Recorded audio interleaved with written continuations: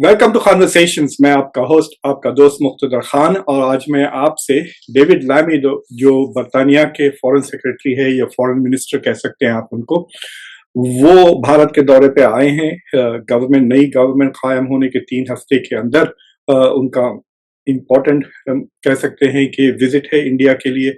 और वो इंडिया एक बहुत ही इम्पोर्टेंट मकसद से आए हैं, उन्हीं के अल्फाज में, to reset British India relations. तो मैं आपसे बात करूंगा कि इसका क्या मतलब निकलता है, लेकिन उससे पहले कॉन्वर्सेशंस को सब्सक्राइब करें, वीडियो को लाइक करें, बेल आइकॉन को जरूर दबाएं।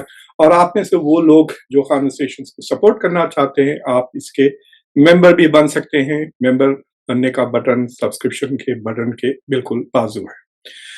तो डेविड लामी ने अपने इंटरव्यू में एनडीटीवी के साथ, उन्होंने एनडीटीवी डायलॉग्स में एक बहुत ही इंटरेस्टिंग इंटरव्यू दिया। छोटा सा है, 11-12 मिनट का, आप उसे देख लें।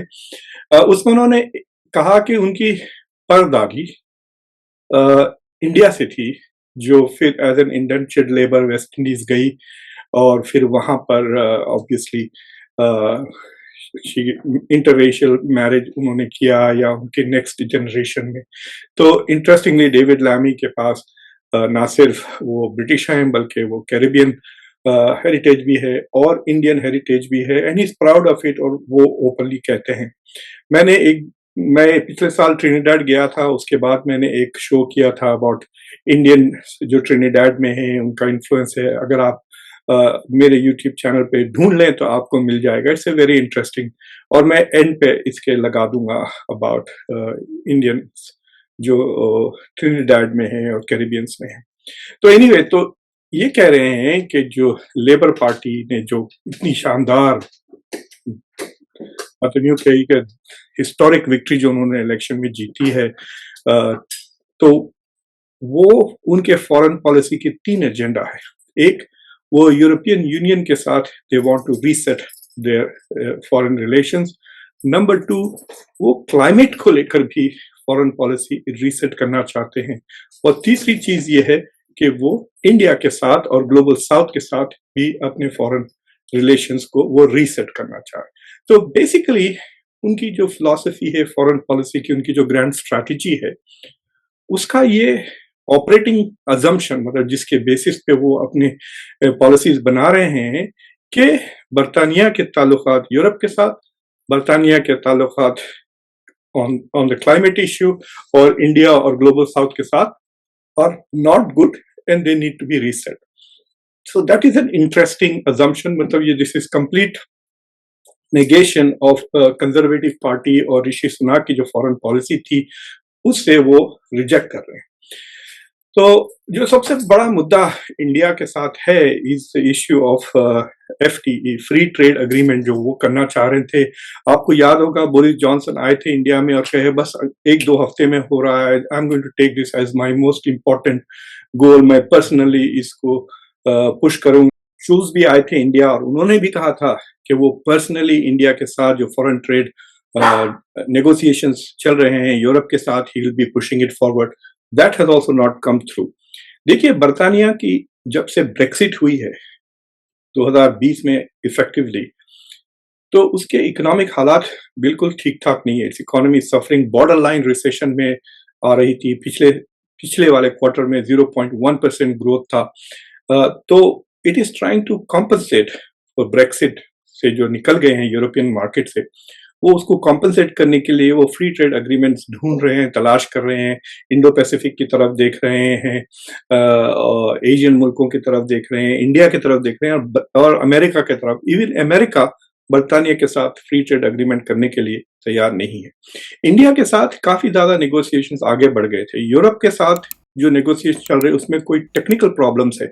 यूरोप कुछ सर्टेन स्टैंडर्ड्स चाहता है, और India is either can't make those standards or unwilling to reach those standards, जिसके वजह से वो मतलब जो रूल्स हैं यूरोपियन यूनियन के कॉमन मार्केट के, उसमें खलल पड़ रही है। बट बरतानिया के साथ वो प्रॉब्लम नहीं है। लेकिन जो सबसे बड़ा प्रॉब्लम सुएला बेवरमैन जो थी पहले गवर्नमेंट में, वो अभी भी पार्लियामेंट में है, उन्होंने कहा था कि जो इंडियंस आ रहे हैं बरतानिया में, दे आर ओवरस्टेइंग देयर वीजा। तो जो ओवरस्टे हो रहा है सबसे ज्यादा इंडियंस कर रहे हैं, इसलिए वो बेसिकली एंटी इमिग्रेशन के मूड में वो फॉरेन ट्रेड अग्रीमेंट इंडिया के साथ आगे नहीं गया अंडर ऋषि सुनक की गवर्नमेंट। तो इंडिया भी डिमांड कर रहा है कि वीजा दें, दो किस्म के वीजा, वर्क वीजा, क्योंकि इंडिया लुकिंग डेस्परेटली के जॉब्स इंडियंस को मिले, तो वो चाह रहे हैं कि जॉब्स आसान हो जाए, वीजा आसानी से मिले, ताकि इंडियंस जो टेक स्पेशली टेक सर्विसेज वगैरह में है वो जाके इंग्लैंड में काम कर सके। और दूसरा स्टूडेंट वीजा भी चाहते हैं कि वो आसान है। प्रॉब्लम बरतानिया का ये नहीं है कि इंडियंस आ रहे हैं, प्रॉब्लम ये है कि वो रुक जा रहे हैं, they are not going back and overstay हो जा रहे हैं, कई इलीगल भी हो जा रहे हैं। So that is a problem. और आपने तो देखा ही हो गया कि इस इलेक्शन को कहते हैं it's an immigration election. Her western मुल्क में इमिग्रेशन या तो सबसे बड़ा मुद्दा है या इकोनॉमी के बाद वो दूसरा अहम मुद्दा है। तो these are some of the issues. अब ये जो रीसेट करने वाले हैं डेविड लैमी, देखेंगे हाउ इट गोस।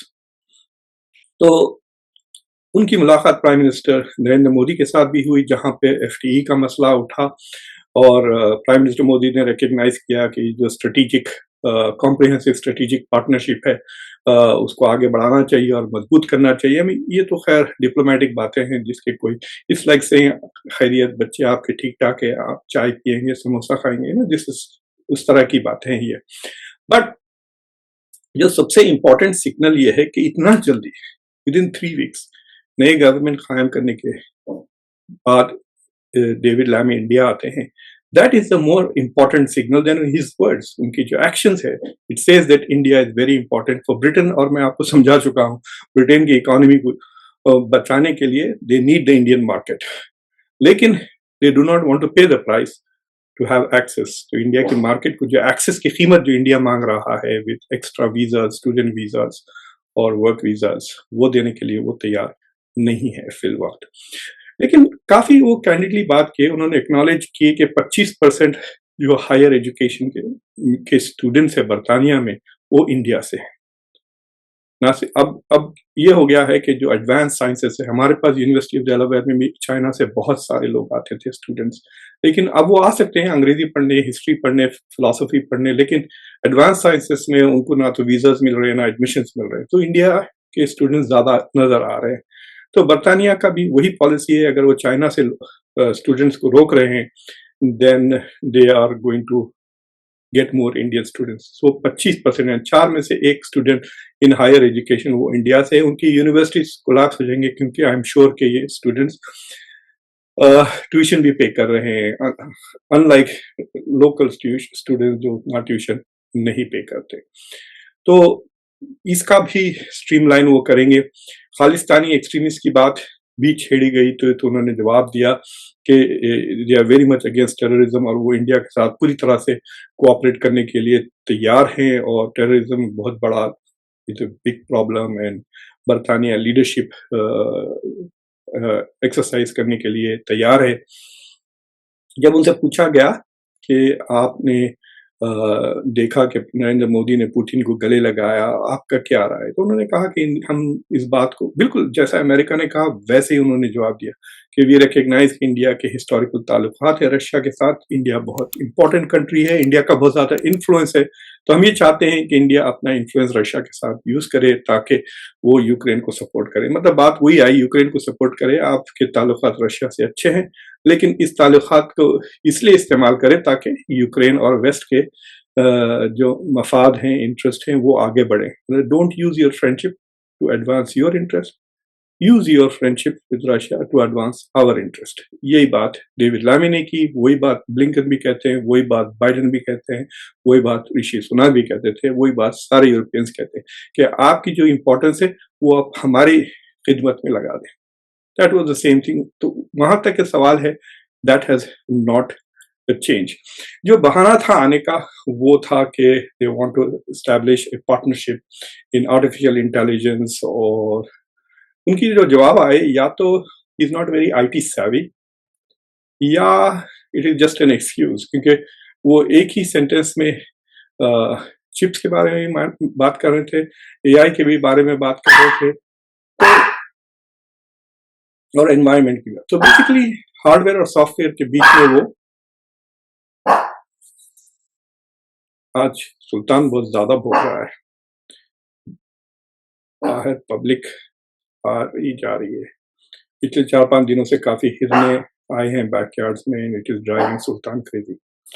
तो एनीवे, तो it is an important visit. और ये बात जो पिछले 3-4 साल से हमको नजर आ रही है कि इंडिया की इम्पोर्टेंस बढ़ते जा रही है। इंडिया की इम्पोर्टेंस इज ग्रोइंग प्राइमरीली दो तरीके से। एक एज ए लार्ज मार्केट, इसमें वो बेचने के लिए तड़प रहे हैं, क्योंकि अब देख रहे हैं कि इंडिया की मिडिल क्लास एज एमर्ज, वो टूरिज्म भी के लिए भी जा रहे हैं, फॉरेन गुड्स भी खरीद रहे हैं। मैं आपके बजट देख रहा था, तकरीबन 4% से ज्यादा इंडिया की गवर्नमेंट की जो रेवेन्यू है वो कस्टम से आ रही है, so they are importing foreign goods.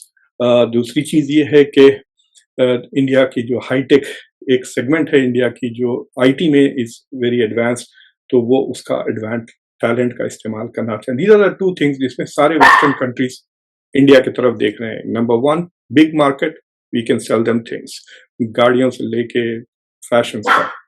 दूसरी चीज, इनके पास पढ़ा लिखा तबका है, आईटी में काफी एडवांस्ड है। हम उनको इस्तेमाल करेंगे, क्योंकि इन द लॉन्ग रन हमको चाइना से कम्पीट करना है on artificial intelligence, green energy वगैरह। तो वो साफ नजर आ रहा था कि that was his primary goal, क्योंकि वो जो क्रिटिकल चीजें हैं उसको वो छेड़ना नहीं चाह रहे थे। So this was in a way you can say कि खैर खैरियत। और इलेक्शन के दौरान कायर स्टामर जो प्राइम मिनिस्टर बने हैं, उन्होंने हिंदू फोबिया के बारे में भी एक स्टेटमेंट इशू किया था। सो बेसिकली आप ये कह सकते हैं कि इट इज नॉट अबाउट, क्योंकि इंडिया के ताल्लुकात लेबर पार्टी के साथ उतने अच्छे नहीं थे पहले। तो जेरेमी कॉर्बिन के ज़माने में तो वो काफ़ी कश्मीर के मुद्दे को लेके काफ़ी इंटरफेरेंस कर रही थी बरतानिया की government, which India did not like. तो एक तरह से आप कह सकते हैं कि डेविड लामी ने जो यहाँ पे इंडिया आए हैं, जो रीसेट करने आए हैं, वो नॉट रिलेशंस बिटवीन, मतलब बरतानिया और इंडिया के रिलेशंस को रीसेट नहीं कर रहे थे, वो लेबर पार्टी के रिलेशंस विद इंडिया उसको रीसेट करने आए हैं। And I think he was successful. मतलब जिस तरह से उनको रिसीव किया गया, डॉक्टर जयशंकर से भी मुलाकात हुई, प्राइम मिनिस्टर मोदी से भी मुलाकात हुई है उनकी। I don't know whether he is also going to meet the opposition leaders या नहीं, but anyway I think it was a trip with minimum goals, और उन्होंने वो मिनिमम गोल्स अचीव करे। तो एनीवे, आप लोगों को आई होप कि ये छोटा सा कन्वर्सेशन पसंद आया। और मैं अभी इंडिया के बजट को स्टडी कर रहा हूँ, and we will have a conversation on India budget very soon. मैं कोई प्रोमिनेंट इकोनॉमिस्ट को भी लाने की कोशिश कर रहा हूँ, होपफुली 24 घंटे में वो हो जाएगा इंशाल्लाह। अंटिल नेक्स्ट टाइम, मैं आपका होस्ट, आपका दोस्त मुख्तदर खान। प्लीज कन्वर्सेशंस को सब्सक्राइब करें, वीडियो को लाइक करें, बेल आइकॉन जरूर दबाएं, और इस वीडियो को दूसरों के साथ जरूर शेयर करें। Until next time, take care.